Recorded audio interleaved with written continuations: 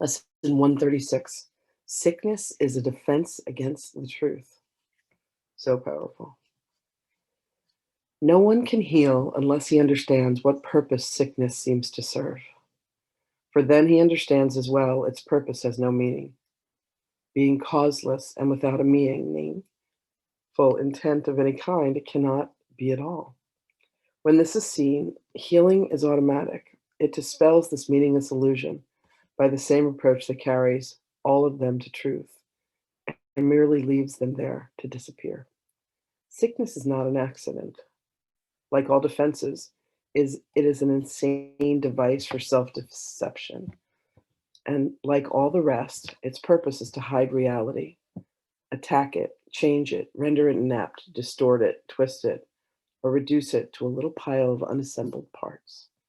The aim of all defenses is to keep the truth from being whole. The parts are seen as if each one were whole within itself. Defenses are not unintentional, nor are they made without awareness. They are secret magic wands you wave when truth appears to threaten what you would believe. They seem to be unconscious, but because of the rapidity with which you choose to use them, that in second, even less, in which the choice is made, you recognize exactly what you would attempt to do and then proceed to think that it is done. Who but yourself evaluates a threat, decides escape is necessary, and sets up a series of defenses to reduce the threat that has been judged as real? All this cannot be done unconsciously, but afterwards, your plan requires that you must forget that you made it up. So it seems to be external to your own intent, a happening beyond your state of mind, an outcome with a real effect on you instead of one affected by yourself. In this quick forgetting of the part you play in making your own reality, that makes defenses seem to be beyond your own control, what you have forgot can be remembered, given willingness to reconsider the decision which is doubly shielded by oblivion. Your not remembering is the sign that this decision will remain in force as far as your desires are concerned. Mistake not this for fact. Defenses must make facts unrecognizable. They aim at doing this, and it is this they do. Every defense takes fragments of the whole, assembles them without regard to all their true relationships, and thus constructs illusions of a whole that is not there. It is this process that imposes threat and not whatever outcome may result. When parts are wrested from the whole and seem as separate and wholes within themselves, they become symbols standing for attack upon the whole. Success in effect, and never to be seen as whole again. And yet you have forgotten that they stand but for your own decision of what should be real to take the place of what is real. Sickness is a decision, not a thing that happens to you quite unsought, which makes you weak and brings you suffering. It is a choice you make, a plan you lay, when for an instant truth arises in your own deluded mind, and all your world appears to totter and prepare to fall. Now you are sick, and the truth may go away and threaten your establishments no more. How do you think that sickness can succeed in shielding you from truth? Because it proves the body is not separate from you, and you must be separate from the truth. You suffer pain because the body does, and in this pain you are made one with it. This is your true identity preserved, and the strange, haunting thought that you might be something beyond this little pile of dust is silenced and stilled.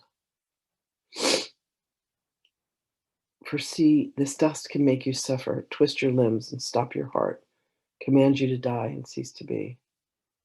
Thus is the body stronger than the truth, which asks you live, but cannot overcome your choice to die.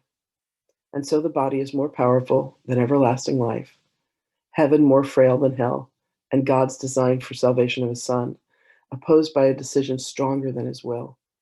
His Son is dust, the Father incomplete, and chaos sits in triumph on his throne. Such is your planning for your own defense, and you believe that heaven quails for such mad attacks as these. With God made blind by your illusions, truth turned into lies, and all the universe made slaves to laws which your defenses would impose on it. Yet who believes illusions but the one who made them up? Who else can see them and react to them as if they were the truth? God knows not of your plans to change his will. The universe remains unheeding by the laws by which you thought to govern it, and heaven has not bowed to hell, nor life to death. You can but choose to think you die or suffer sickness and distort the truth in some way. What is created is apart from all of this. Defenses are plans to defeat what cannot be attacked. What is unalterable cannot change, and what is wholly sinless cannot sin. Such is the simple truth. It does not make appeal to might nor triumph. It does not command obedience, nor seek to prove how pitiful and futile your attempts to plan defenses that would alter it. Truth merely wants to give you happiness, for such its purpose is. Perhaps it sighs a little when you throw away its gifts, yet it knows with perfect certainty that what God wills for you must be received. It is this fact that demonstrates that time is an illusion. For time lets you think what God has given you is not true right now, as it must be. The thoughts of God are quite apart from time, for time is but another meaningless defense you made against the truth. Yet what he wills is here, and you remain as he created you. Truth has a power far beyond defense, for no illusions can remain where truth has been allowed to enter. And it comes to any mind that would lay down its arms and cease to play with folly. It is found at any time. Today, if you will choose to practice, today, it is found at any time. Today, if you will choose to practice giving welcome to the truth. This is our aim today, and we will give a quarter of an hour twice to ask the truth to come to us and set us free. Truth will come, for it has never been apart from us.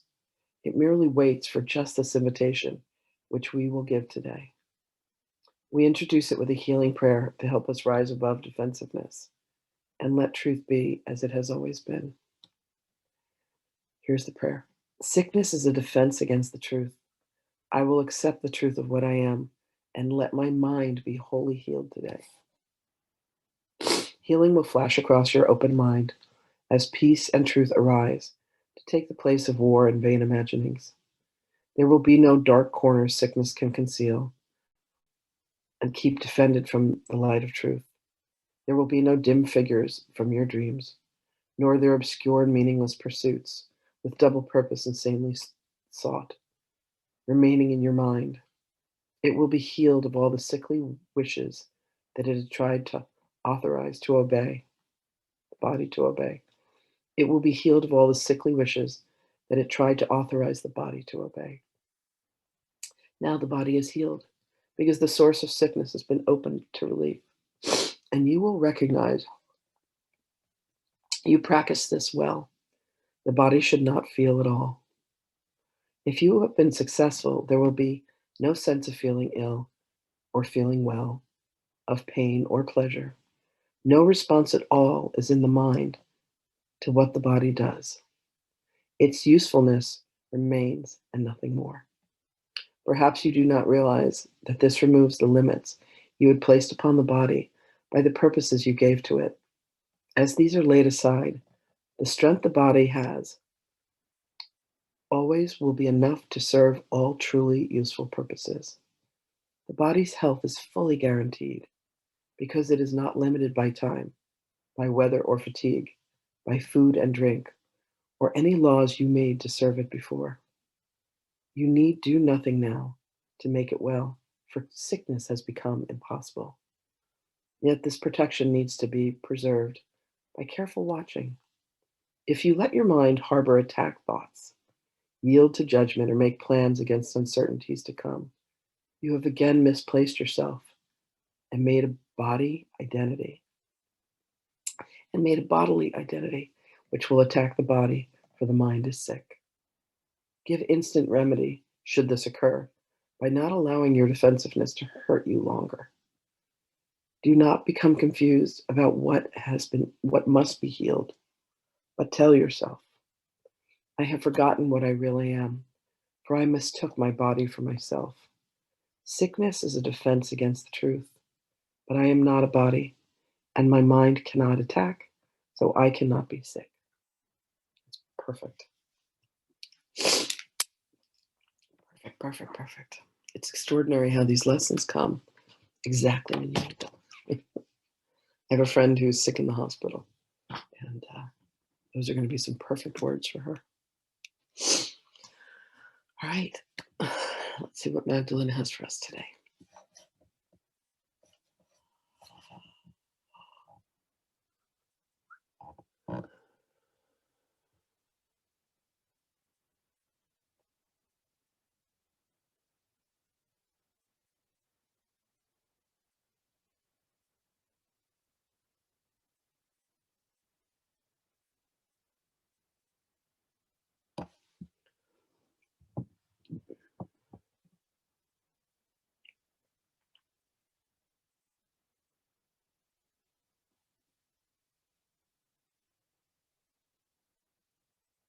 Mm.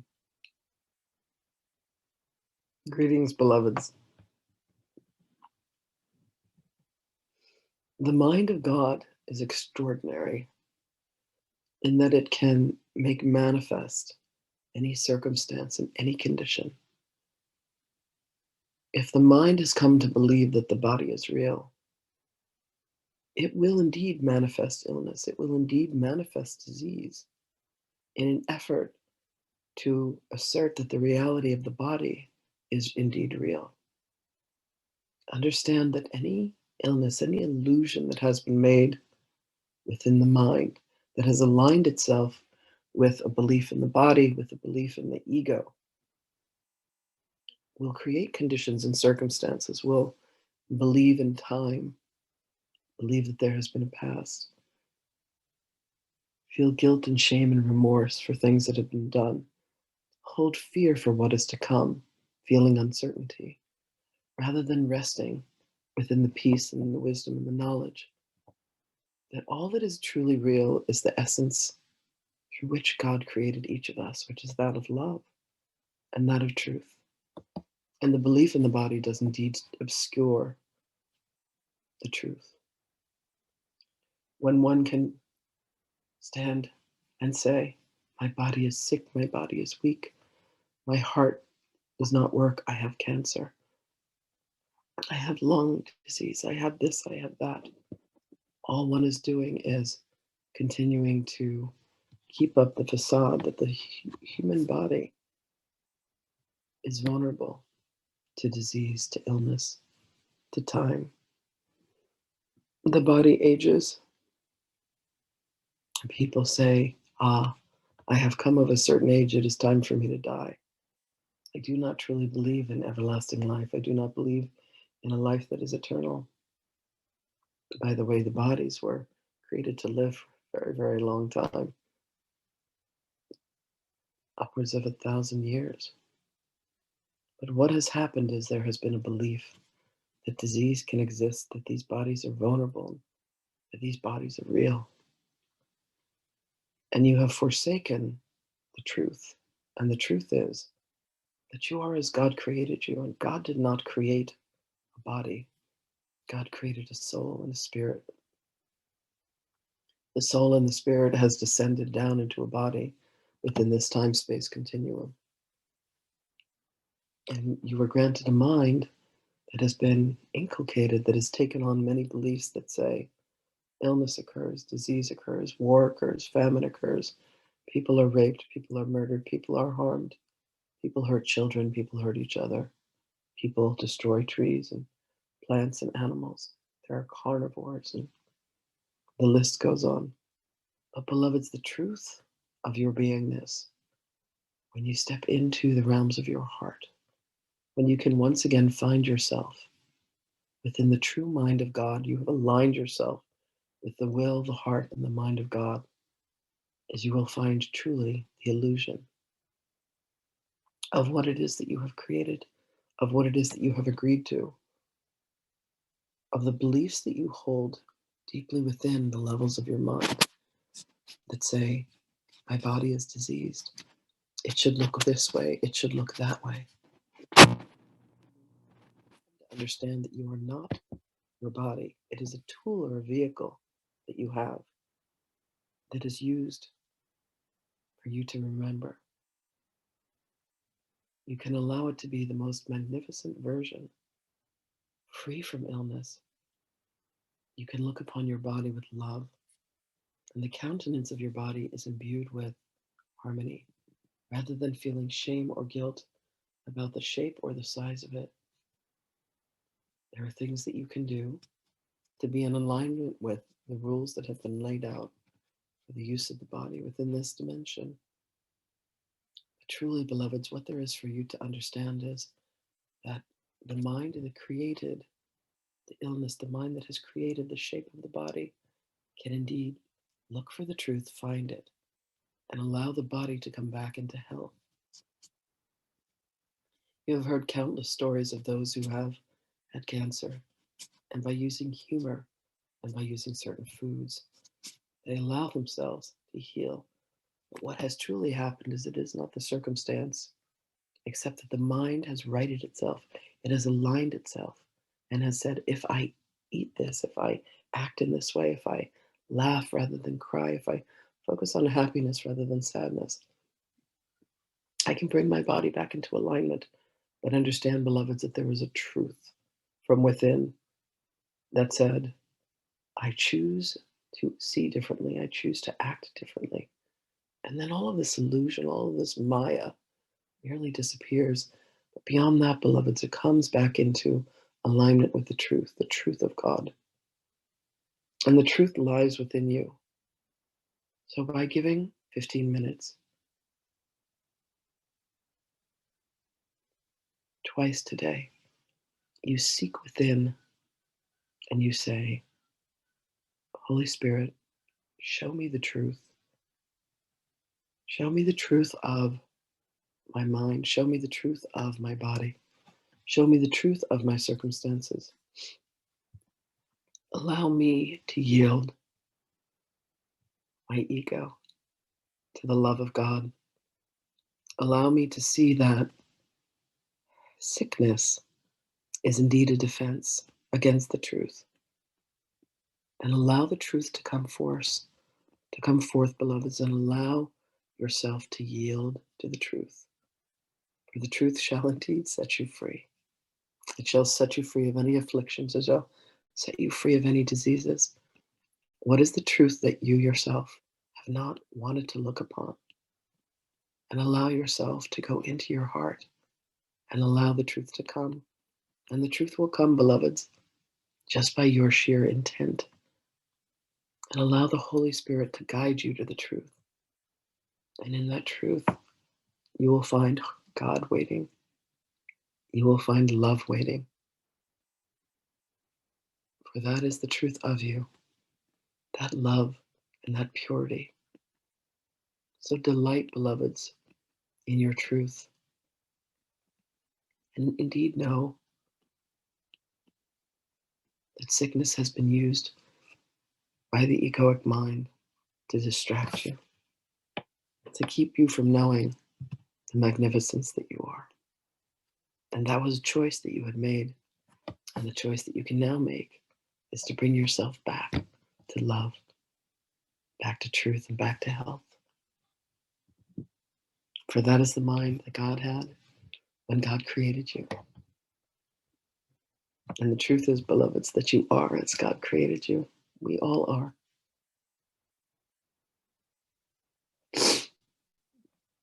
One moment, please. Be happy. Be glad.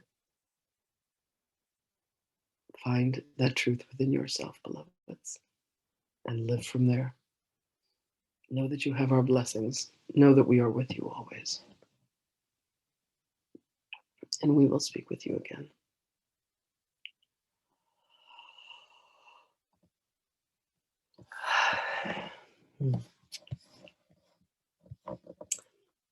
Thank you, everybody.